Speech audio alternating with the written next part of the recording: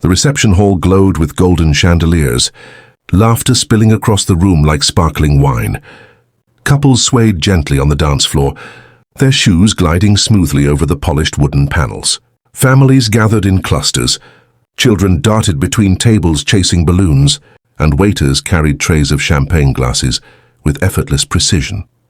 It was the kind of wedding that felt as though it belonged to a scene. In a movie, perfect lighting, perfect smiles, perfect lives.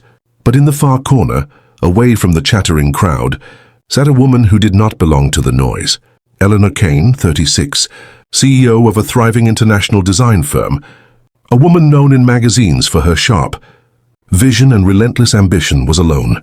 She was dressed in a silver gown that shimmered softly every time.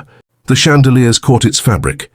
Her dark hair swept elegantly to one side, her makeup flawless. She looked from a distance like the kind of woman who would never have a reason to sit alone. But she was sitting still in her wheelchair, her hands resting neatly on her lap, her eyes drifting toward the dance floor and then away again, as if refusing to let longing betray itself. She had been invited because the bride, a college friend, insisted. "Ellie, you must come," the bride had begged, and Eleanor had agreed, though she knew how it would feel. Weddings had always been difficult for her. Once she imagined herself walking down an aisle, a man's hand in hers, a crowd cheering for their vows, but life had shifted. An accident years ago had left her paralyzed from the waist down. She had rebuilt her world brick by brick, until she became the woman everyone admired, the woman on magazine covers, the woman investors listened to in awe. Yet here, in a hall filled with love and pairs, she was just a solitary figure unseen. Conversations had swirled around her table earlier, but slowly people drifted away. They had partners, friends, children, people to share jokes with. Eleanor had smiled politely, nodded at the small talk, but once their attention wandered elsewhere, no one returned. The loneliness pressed in like a heavy shadow.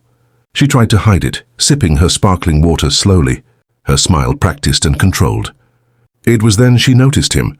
Across the hall near the dessert table, a man with slightly tousled brown hair was juggling 2 plates, while trying to stop a little girl from grabbing too many cupcakes. He was tall, broad-shouldered, dressed in a navy suit that seemed a little worn but neat. His tie was slightly crooked, his laugh unpolished but warm. The girl, perhaps 6 years old, tugged at his hand, pouting with determination until he finally surrendered a cupcake. He shook his head in mock defeat, and she giggled, her tiny curls bouncing. Eleanor found herself smiling without realizing it. Something about the way the man knelt to the child's level, speaking softly instead of scolding, caught her attention. There was patience in him, kindness wrapped in exhaustion. He looked like a man who had carried weight, but still found space for gentleness. Minutes later, fate nudged them together. The girl darted across the hall, chasing after a balloon that slipped from her grasp. The balloon floated toward Eleanor's table, landing beside her wheelchair. Eleanor bent slightly, catching the string before it floated further, and held it up with a small smile. The girl stopped, wide-eyed, then grinned. "Thank you," she said brightly, clutching the balloon. "You're welcome," Eleanor replied, her voice softer than she expected. The man approached, slightly out of breath, clearly embarrassed. "I'm so sorry," he said quickly. "She gets distracted faster than I can keep up." Eleanor shook her head. "No harm done. She's sweet." The girl beamed at the compliment, hugging her balloon as if it were a prize. The man offered a polite smile, then hesitated, his eyes meeting Eleanor's. Unlike others who often flickered away, uncomfortably after noticing her wheelchair, he held her gaze, steady, genuine. "I'm Daniel," he said finally, "and this little whirlwind is my daughter, Sophie." "Eleanor," she replied. "It's nice to meet you both." Sophie, fearless, leaned on the edge of Eleanor's chair. "Do you like cake?" she asked suddenly. Eleanor laughed. "I do. Daddy says too much cake makes me hyper. But weddings are different, right?" Daniel sighed. "Sophie, we talked about limits." Eleanor raised an eyebrow playfully. "I think she's right. Weddings are special." Sophie's grin widened, triumphant. Daniel chuckled, shaking his head. "You're going to get me in trouble." Then, more softly, he added, "Thank you. Most people don't indulge her like that." Eleanor tilted her head. "Maybe most people forget what it feels like to be a kid at a wedding." There was silence for a moment, a silence not heavy but unexpectedly comfortable. Daniel glanced at the dance floor, where couples twirled gracefully to a slow ballad. He cleared his throat, shifting. "Eleanor," he said, his voice cautious but warm, "I noticed you sitting alone earlier. Would you maybe like some company? Or if you don't mind me being bold, would you like to be my date for the evening?"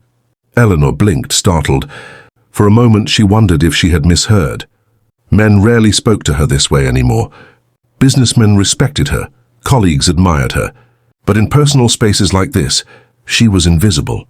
And yet here he was, asking as if it were the most natural thing. "Your date?" she repeated, her lips curving into a half-smile. Daniel shrugged lightly. "I mean unofficially. Just someone to sit with, laugh with, maybe join me and Sophie for some dessert. I don't want to sound presumptuous, but no one should sit alone at a wedding." Her chest tightened. She wanted to say no, to protect herself from the hope sparking inside. But the sincerity in his eyes dissolved her defenses. Slowly she nodded. "I'd like that." Sophie clapped her hands. "Yay, now we're three." From then on, the night unfolded differently. Eleanor found herself pulled into their orbit. Sophie chattering about her favorite cartoons. Daniel sharing funny stories of juggling parenthood with his job as a high school teacher. He asked about Eleanor's work, but unlike most people, he didn't linger on her success as a CEO as if it were a spectacle. Instead, he listened, really listened, as if her thoughts mattered more than her titles. At one point, when the band struck up an upbeat song, Sophie insisted they dance. Daniel lifted his daughter into his arms, spinning her around while she squealed with delight. Then, with a shy glance toward Eleanor, he extended his free hand. "Would you like to join us?" Eleanor hesitated, then laughed. "I don't exactly dance the traditional way." "Then we make our own way," Daniel said simply. Something inside her broke open at those words. For years she had felt defined by what she could no longer do. But Daniel's invitation carried no pity, only possibility. So she wheeled herself onto the edge of the dance floor, moving her chair in rhythm with the music, while Sophie clapped along. Daniel matched her movements, playful, unbothered by curious glances from others.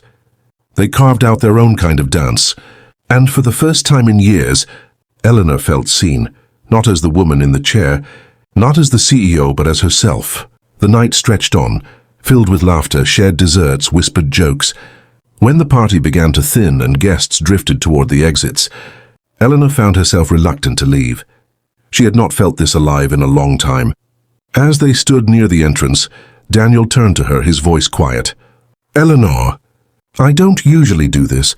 I mean, I'm not good at, you know, all this. But I don't want tonight to end without asking if you'd like to see me again. Coffee, dinner, something simple." Her breath caught. She studied him, the nervous sincerity in his eyes, the way his daughter leaned sleepily against his shoulder. This wasn't pity. It wasn't a passing kindness. It was an opening. "I'd like that," she said softly. Daniel's smile widened, unguarded and real. "Good. Then it's a date."